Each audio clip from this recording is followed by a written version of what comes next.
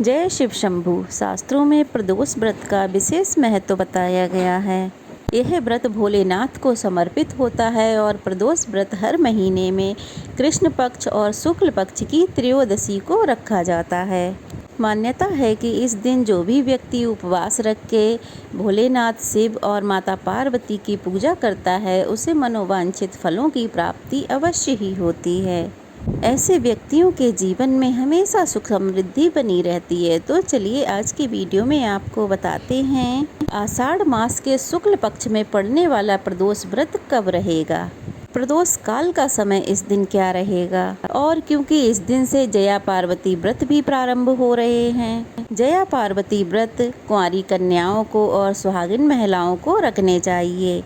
ये व्रत रखने से जीवन की सभी अधूरी मनोकामनाएं पूरी होती हैं। कुंवारी कन्याओं को इस व्रत को रखने से मनचाहा वर मिलता है और दाम्पत्य जीवन में खुशहाली आती है और पति पत्नी के बीच संबंध मधुर होते हैं, घर में खुशहाली आती है। प्रदोष व्रत के दिन सुबह जल्दी उठकर स्नान आदि करें। उसके बाद साफ वस्त्र धारण करके सूर्य देव को जल अर्पित करना चाहिए। उसके बाद घर के ही मंदिर में शिव और माता पार्वती की मूर्ति विराजित करके व्रत रखने का संकल्प करना चाहिए। आसपास के मंदिर में जाकर शिव जी का पूजन करना चाहिए, शिवलिंग पर जल चढ़ाना चाहिए।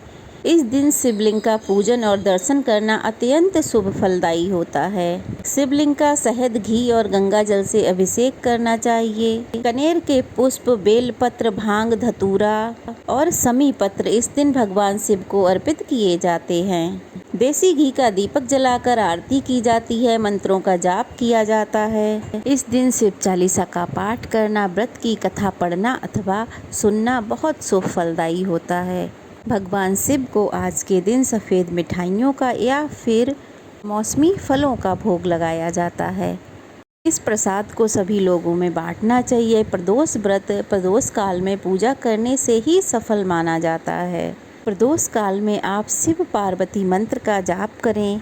इस बार आषाढ़ शुक्ल त्रयोदशी तिथि प्रारंभ होगी 18 जुलाई गुरुवार रात 8:45 से और त्रयोदशी तिथि समाप्त होगी 19 जुलाई शुक्रवार रात 7:41 पे। इसलिए इस बार केवल 19 जुलाई शुक्रवार को प्रदोष का व्रत रखा जाएगा, जो कि शुक्र प्रदोष व्रत रहेगा।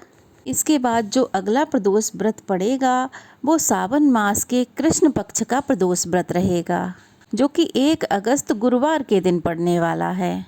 सावन का महीना भक्तों के लिए विशेष रूप से फलदायी होता है। इस पूरे महीने में भगवान शिव की पूजा की जाती है।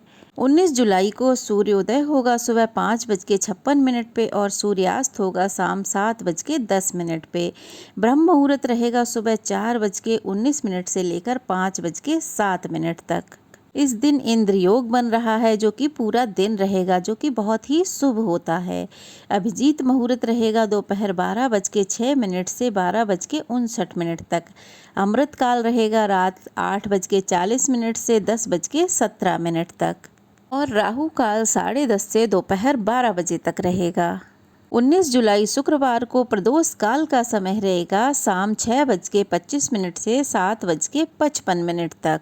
ध्यान रहे, त्रयोदशी तिथि समाप्त होने से पहले पहले प्रदोष काल में भगवान शिव का पूजन आपको कर लेना चाहिए और अपने व्रत का पारणा भी कर लेना चाहिए। जो लोग इस समय घर के बाहर होते हैं उन्हें प्रदोष काल के समय भगवान शिव का मानसिक रूप से पूजन कर लेना चाहिए। तो अब बात करते हैं जया पार्वती व्रत की। इस व्रत को विजया व्रत भी कहा जाता है और यह व्रत मुख्य रूप से गुजरात में रखा जाता है। इस व्रत को विवाहित और कुंवारी कन्याएं रखती हैं। इस दिन माता पार्वती की पूजा की जाती है।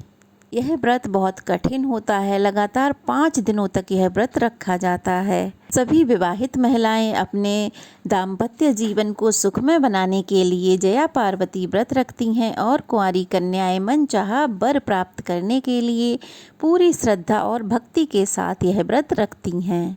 जया पार्वती व्रत का रहस्य भगवान विष्णु ने माता लक्ष्मी को बताया था। इस दिन कुंवारी कन्याएं या विवाहित महिलाएं बालू रेत का हाथी बनाकर उस पर 5 तरह के फल और प्रसाद अर्पित करती हैं।